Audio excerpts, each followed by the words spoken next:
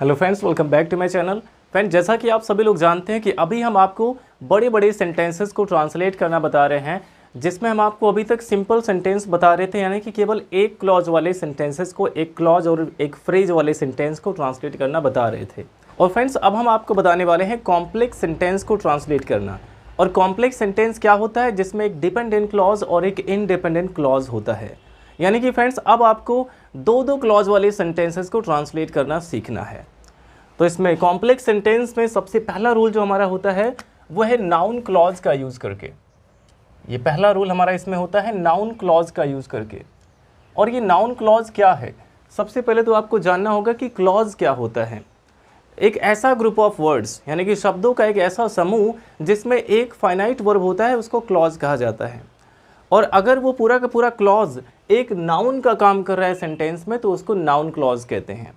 और नाउन का क्या काम है? नाउन किसी सेंटेंस में या तो सब्जेक्ट का काम करता है, या फिर ऑब्जेक्ट का काम करता है, या फिर कॉम्प्लीमेंट का काम करता है, और कहीं कहीं पे केस इन अपोजिशन की तरह भी यूज़ होता है, जैसे नाउन इन अपोजिशन आपने देखा पिछला रूल। जितने तरीकों से नाउन का यूज़ सेंटेंस में होता है, उन्हीं तरीकों से नाउन क्लॉज का भी यूज़ सेंटेंस में होता है। और इसका पहचान क्या है? आप किसी भी सेंटेंस को, मान लीजिए हिंदी का सेंटेंस दिया है, तो किसी भी सेंटेंस को देखकर आप कैसे जानेंगे कि इसमें नाउन क्लॉज का यूज़ हुआ है? नाउन क्लॉज का पहचान क्या है? कि जब भी आप व्हाट यानी कि क्या लगा के जब क्वेश्चन करते हैं, जब भी आप सेंटेंस में क्या लगा के क्वेश्चन करते हैं, तो उसका जो आंसर मिलता है वो की से स्टार्ट होता है। तो ये नाउन क्लॉज का पहचान है कि नाउन क्लॉज हमेशा की से स्टार्ट होता है। जब आप उसमें क्या लगा के क्वेश्चन करेंगे सेंटेंस में, तो की से जितना भी पता चलेगा आंसर, वो पूरा का पूरा हमारा नाउन क्लॉज होगा। और इसका जो स्ट्रक्चर है फ्रेंड्स, ये ज़्यादातर नरेशन की तरह है। जैसे नरेशन आपने डायरेक्ट से इनडायरेक्ट स्पीच में चेंजिंग करना देखा होगा, कि जब भी हम इनडायरेक्ट स्पीच में चेंज करते हैं, तो जो इंट्रोगेटिव सेंटेंस होता है उसको भी असर्टिव की तरह बनाते हैं, चाहे कोई एक्सक्लेमेटरी हो उसको भी असर्टिव बना देते हैं। तो उस टाइप से कुछ इसका रूल होता है। तो चलिए अब हम देख लेते हैं एग्जाम्पल के माध्यम से। अब देखिए फ्रेंड्स, ये इतना लंबा सेंटेंस है कि उसने मुझसे कहा था कि वह अगले हफ्ते अपने भाई से मिलने के लिए लखनऊ जाएगा। अब इस पूरे सेंटेंस को अगर हमें ट्रांसलेट करना है, सबसे पहले देखिए इसमें एक क्लॉज इंडिपेंडेंट है। उसने मुझसे कहा था, ये इसमें इंडिपेंडेंट क्लॉज है। अब क्या कहा था? कि वह अगले हफ्ते अपने भाई से मिलने के लिए लखनऊ जाएगा। ये पूरा का पूरा इसमें नाउन क्लॉज है, क्योंकि ये की से स्टार्ट है। देखिए, कि वह अगले हफ्ते अपने भाई से मिलने के लिए लखनऊ जाएगा, ये इसमें डिपेंडेंट क्लॉज है और एक नाउन क्लॉज है। तो आपको करना क्या है? सबसे पहले उसने मुझसे कहा था, इसको आप ट्रांसलेट करेंगे। और ये पास्ट की बात हो रही है, यानी कि ये पास्ट इंडेफिनिट के रूल से आप लिखेंगे।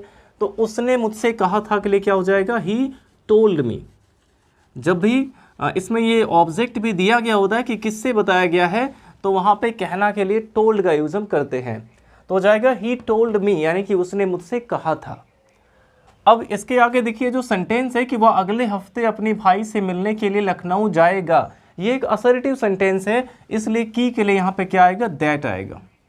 जब भी जो क्लॉज हमारा है वो एक असर्टिव सेंटेंस होगा, तो वहाँ पे आपको दैट का यूज़ करना है की के लिए। तो हो गया ही टोल्ड मी दैट। और उसके बाद वह जाएगा। कौन जाएगा? वह जाएगा।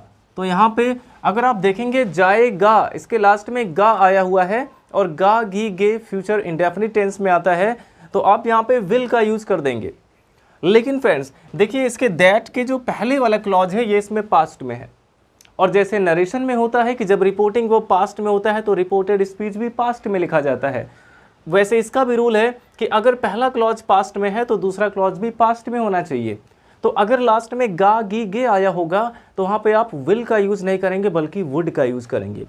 तो यहाँ पे भले ही लास्ट में गा है, बट आपको इसमें वुड का यूज़ करना होगा, क्योंकि इसका जो पहला क्लॉज है वो पास्ट में है। तो हो जाएगा ही told me that he would गो, वह जाएगा। और कहाँ जाएगा? टू लखनऊ। सबसे पहले आपको ये बताना है कि वह लखनऊ जाएगा। He would go to Lucknow. अब इसके आगे देखिए फ्रेंड्स, इसमें यहाँ पे एक पर्पस बताया गया कि किस लिए जाएगा? अपने भाई से मिलने के लिए। और यहाँ पे आप चाहें तो अगले हफ्ते का भी यहाँ पे लिख सकते हैं, he would go to Lucknow next week. या ये चीज़ आप यहीं पे लिख सकते हैं, क्योंकि वो अगले हफ्ते जाएगा, ये इसी पोर्शन में है, नेक्स्ट वीक। अब यहाँ पे पर्पस बताया गया किस लिए जाएगा? अपने भाई से मिलने के लिए।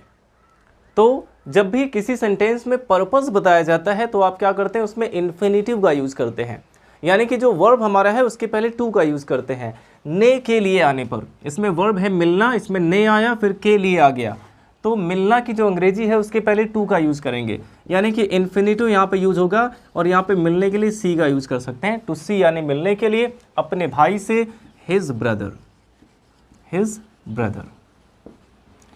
अब नेक्स्ट वीक या तो आप यहाँ पे लिख सकते हैं या फिर एकदम लास्ट में भी लिख सकते हैं। ये हो गया, he told me that he would go to Lucknow next week. उसने मुझसे कहा था या उसने मुझे बताया था कि वह अगले हफ्ते लखनऊ जाएगा टू सी हिज ब्रदर, यानी अपने भाई से मिलने के लिए।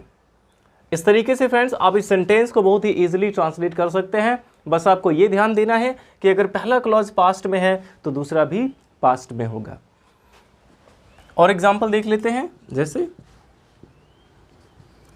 जैसे है कि हर गुलाब में कांटे होते हैं, कि हर गुलाब में कांटे होते हैं,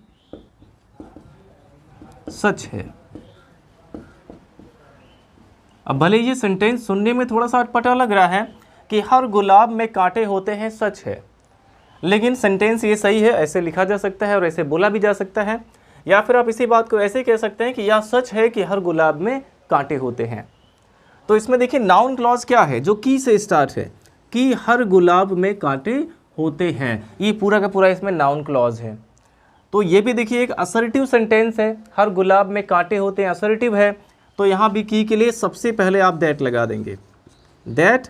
अब हर गुलाब में कांटे होते हैं, यानी कि every rose, that every rose has thorns, that every rose has thorns, कि हर गुलाब में कांटे होते हैं। अब सच है, सच है के लिए क्या हो जाएगा, इज ट्रू, इज ट्रू। ये सेंटेंस हमारा हो गया कि that every rose has thorns is true, कि हर गुलाब में कांटे होते हैं, सच है। तो यहाँ पे ये जो देखिए की से स्टार्ट था, ये पूरा क्लॉज नाउन क्लॉज था। और एग्जाम्पल देख लेते हैं, जैसे मैं नहीं जानता कि क्या वह आज स्कूल आएगा। अब देखिए मैं नहीं जानता का मतलब है मैं नहीं जानता हूँ कि क्या वह आज स्कूल आएगा। तो मैं नहीं जानता हूँ, ये इसमें इंडिपेंडेंट क्लॉज है। सबसे पहले इसको ट्रांसलेट करेंगे प्रेजेंट इंडेफिनिट टेंस के रूल से। मैं नहीं जानता हूँ यानी कि आई डू नॉट नो, या फिर इसी को आप कहते हैं आई डोंट नो। तो मैं नहीं जानता हूँ, आई डू नॉट नो। अब यहाँ पे आ गया कि क्या वह आज स्कूल आएगा। जब भी ये की क्या एक साथ आ जाता है, कि क्या, तो इसके लिए आपको इफ़ या वेदर का यूज़ करना होता है।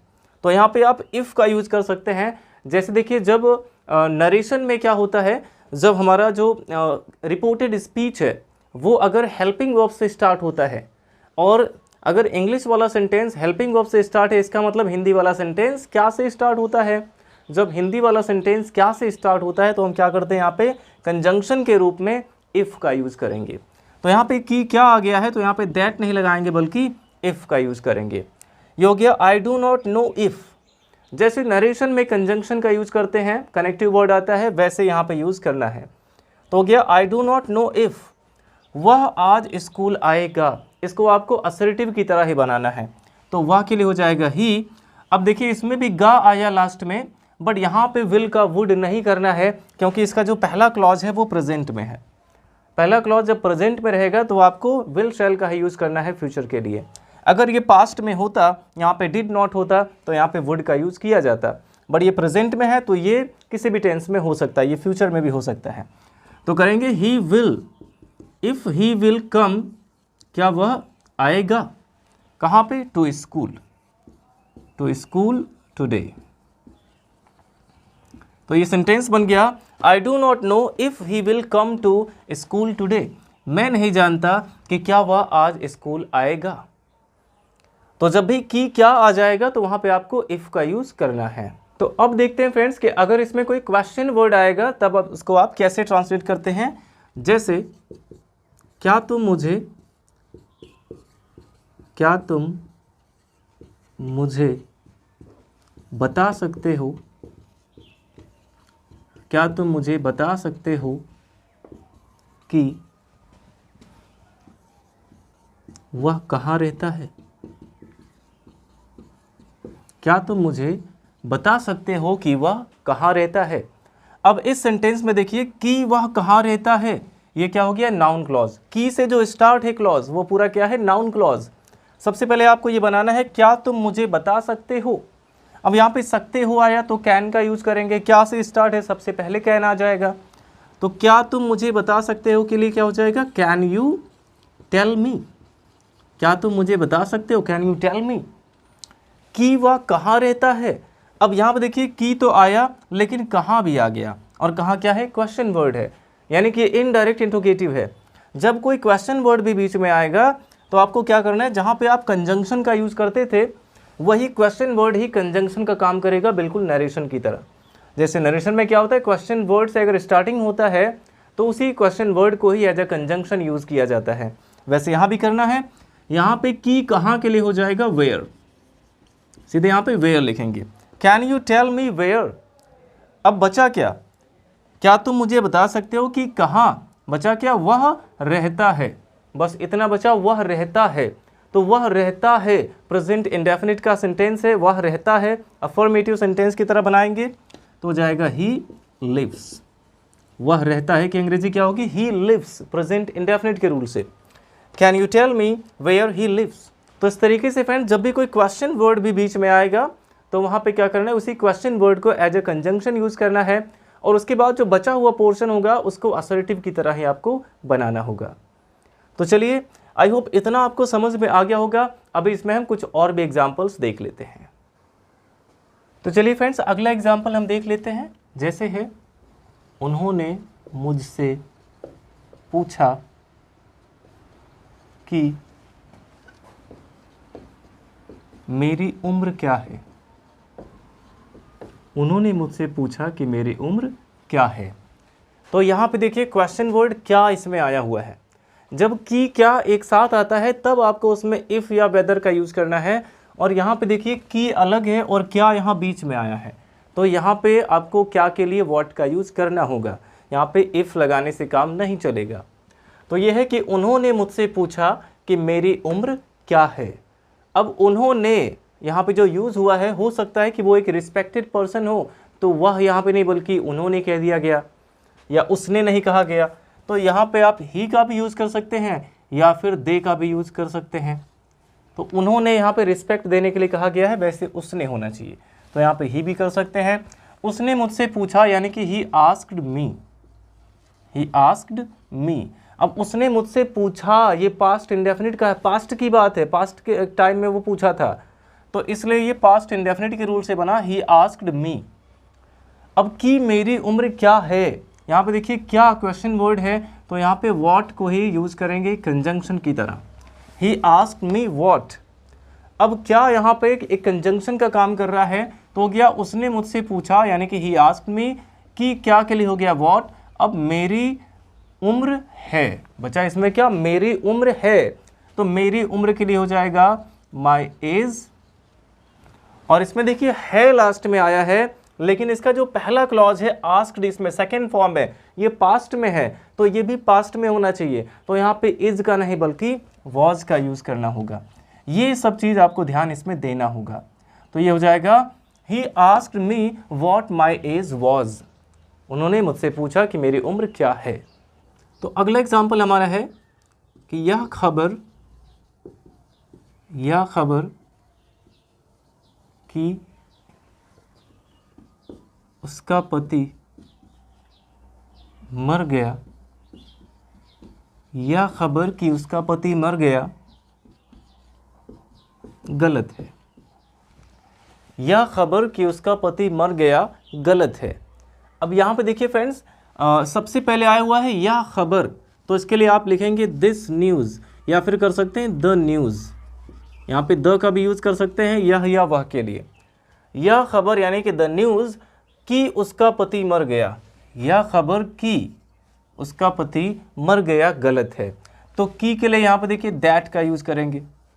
द न्यूज़ दैट, अब उसका पति मर गया, ये पास्ट की बात है, तो यहाँ पे हो जाएगा her husband died. The news that her husband died या खबर कि उसका पति मर गया गलत है, इज रॉन्ग। इसके लिए हो जाएगा इज रॉन्ग, यानी कि गलत है। अब क्योंकि देखिए फ्रेंड्स, यहाँ पे आप सोचेंगे यहाँ पे इज का वॉज क्यों नहीं किया गया, ये भी तो पास्ट की ही बात है। लेकिन यहाँ पे देखिए कंजंक्शन क्या है, दैट है। और क्या दैट के पहले कोई क्लॉज इसमें है, यानी कि द न्यूज़ एक क्लॉज हो सकता है। द न्यूज़ यहाँ पे कोई क्लॉज नहीं है क्योंकि इसमें कोई फाइनाइट वर्ब नहीं है। तो ये दैट के पहले कोई क्लॉज है ही नहीं कि ये पास्ट में है। तो इसलिए इसमें एक क्लॉज क्या हो जाएगा, एक क्लॉज इसमें है द न्यूज़ इज रॉन्ग, और दूसरा क्लॉज इसमें होगा her husband, that her husband died. इस तरीके से इसमें दो क्लॉज होंगे। थोड़ा इधर उधर कर दिया गया, बीच में इसको लिखा गया है। आप यहाँ पे क्या करेंगे, द न्यूज़ के बाद यहाँ कॉमा लगाएंगे, केस इन अपोजिशन की तरह यहाँ पे इसका यूज हुआ है। द न्यूज़ कॉमा लगा देंगे, दैट हर हस्बैंड डाइड यहाँ भी कॉमा लगाएंगे, इज रॉन्ग गलत है। इस तरीके से आपको इसे लिखना होगा। तो और एग्जाम्पल इसके हम देख लेते हैं, जैसे मुझे आशा थी या फिर मुझे उम्मीद थी कि तुम पहला पुरस्कार जीतोगे। मुझे आशा थी कि तुम पहला पुरस्कार जीतोगे। तो सबसे पहले यहाँ पे देखिए इसमें इनडिपेंडेंट क्लॉज क्या है, मुझे आशा थी, ये इसमें इनडिपेंडेंट क्लॉज है। अब क्या आशा थी कि तुम पहला पुरस्कार जीतोगे, ये पूरा का पूरा क्या है, नाउन क्लॉज है। तो सबसे पहले मुझे आशा थी, इसके लिए क्या लिखेंगे, आई होप्ड, क्योंकि पास्ट की बात हो रही है तो यहाँ पे सेकंड फॉर्म आएगा। मुझे आशा थी के लिए आई होप्ड। अब की के लिए यहाँ पे तुम पहला पुरस्कार जीतोगे, ये असर्टिव सेंटेंस है, तो की के लिए क्या आएगा, दैट आएगा। अब तुम जीतोगे, यहाँ पे देखिए यू विल का यूज नहीं करेंगे। इसमें लास्ट में गा गी गे आया, फ्यूचर इंडेफिनिट है, लेकिन इसका जो पहला क्लॉज है यहाँ पे इसमें होप्ड यानी सेकंड फॉर्म आया, पास्ट में है, तो यहाँ पे विल नहीं बल्कि वुड का यूज आपको करना होगा। आई होप ये आपको समझ में आ रहा होगा कब विल लगाएंगे कब वुड लगाएंगे। ये हो गया आई होप्ड दैट यू वुड। अब जीतोगे के लिए हो जाएगा विन, और पहला पुरस्कार द फर्स्ट प्राइज। तो इस तरह से फ्रेंड्स आप नाउन क्लॉज वाले सेंटेंसेस को आसानी से ट्रांसलेट कर सकते हैं। आई होप आपको अब समझ आ गया होगा। तो अब यहाँ पे आपको कुछ सेंटेंस दिया जा रहा है जिसे आप ट्रांसलेट करके हमें कमेंट बॉक्स में बताइएगा, और वीडियो अच्छा लगा हो तो लाइक करिएगा। और अगर आप ऐसे वीडियोस देखना चाहते हैं तो चैनल को सब्सक्राइब जरूर करें और अपने सभी फ्रेंड्स के साथ शेयर करें। Thanks for watching.